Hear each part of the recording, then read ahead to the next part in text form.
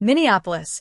A man was shot and killed by a federal immigration officer Saturday in downtown Minneapolis amid a sweeping federal immigration enforcement operation that has stirred growing local outrage and protest.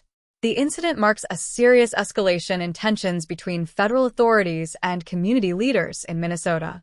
The fatal shooting occurred during a high-visibility immigration crackdown led by U.S. Immigration and Customs Enforcement (ICE) and other Department of Homeland Security (DHS) units. Hundreds of residents took to the frigid streets of Minneapolis to protest the killing and demand answers, according to local reports. Law enforcement officials activated the Minnesota National Guard to help secure the area amid growing unrest. The shooting comes against the backdrop of what federal officials have described as their largest immigration enforcement operation ever in Minnesota, involving thousands of DHS personnel deployed throughout the Minneapolis-St. Paul area. State and city officials have repeatedly criticized the operation as overly aggressive and harmful to communities across Minnesota.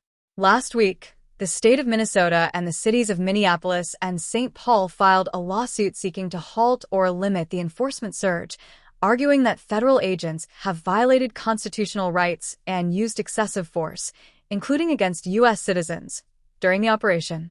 This is not the first deadly confrontation during the enforcement surge.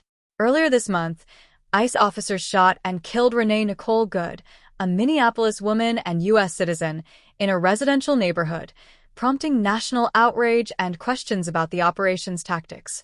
Governor Tim Walz and Minneapolis Mayor Jacob Frey have condemned the killings and the intensity of the federal raids, calling for greater accountability and an end to the aggressive enforcement push.